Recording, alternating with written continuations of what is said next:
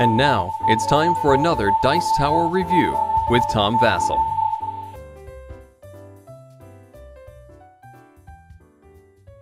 Zig Zag is a racing game between two players, or actually you can go up to 4 players, but it seems like it's best as a 2-player game.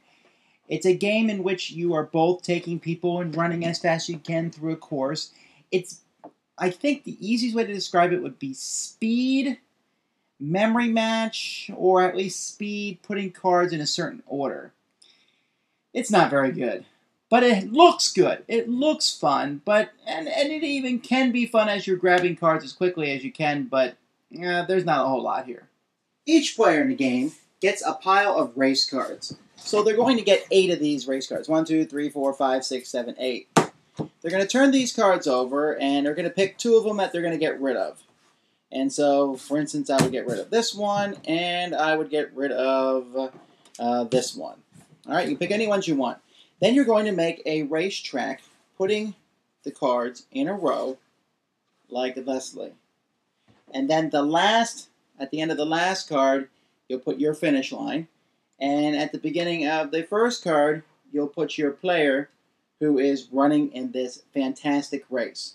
Each player makes their racetrack, and then the game is ready to begin. 48 terrain cards are placed on the table and mixed up and face down, and they really shouldn't be on top of each other. So everyone can grab them. And then one player says, ready, set, Zig Zag. And then players are going to, as fast as they can, with one hand only, turn over a card and see if they want that card. If they want it, they place it in their other hand.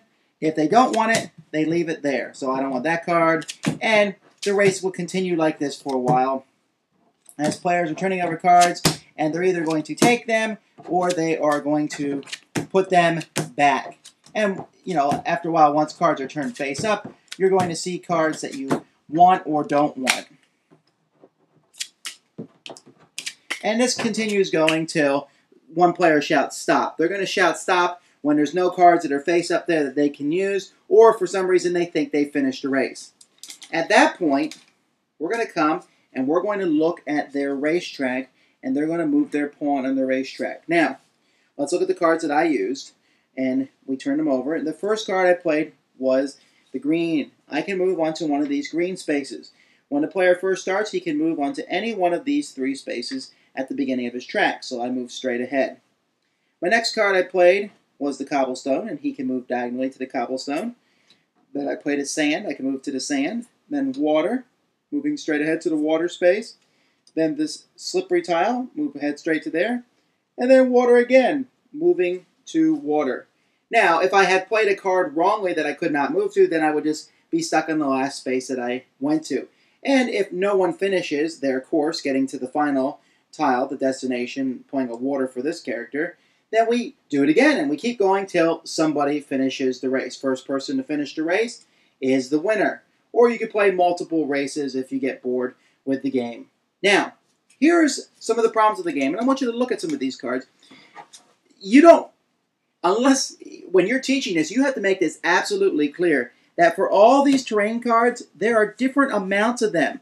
For example, there are only 2 of these cards in the game. There are 3 of these, but there are 10 of the desert ones. Now, that's supposed to add strategy to the game so that when you get cards like this one, which have several spaces with the rare ones on, you're going to throw that out. But you know what? Then why put it in the game at all? I don't understand it. It just seems illogical to me. I think the idea of having different numbers of them makes some kind of sense, but you don't know what numbers you're going for. You don't know if the other players are going for them. I don't know. It's kind of a mess. You're basically just grabbing in the middle, turning over cards as fast as you can, and then deciding if you want to keep those cards for the race. And if you make one mistake, which is not too improbable, then you're messed up for good. Making the track, the rule book says you can use strategy to make the track. Whatever. You're just putting cards together and hoping that you then draw the cards in the middle of the table to get them.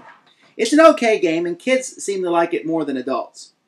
Even though I'm not a big fan of the game, I'm still not going to get rid of it for what I just said. My kids like it. They like flipping the cards over and doing the race. But, I have to play really stupidly to go against them. And with these tracks, these zigzag points, they don't make a lot of sense. Your best bet is to just barrel straight through, unless, of course, you come across a very difficult one to get. And then even then, all that time you take going diagonally, the person who is barreling straight through is the winner.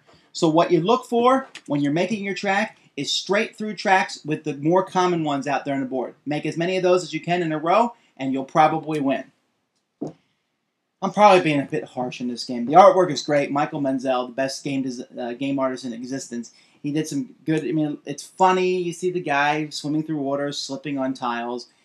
And some people are going to like this game, but it just doesn't work for me. It's fast and frantic, but not fun. And I want fun when I'm doing the other two things together.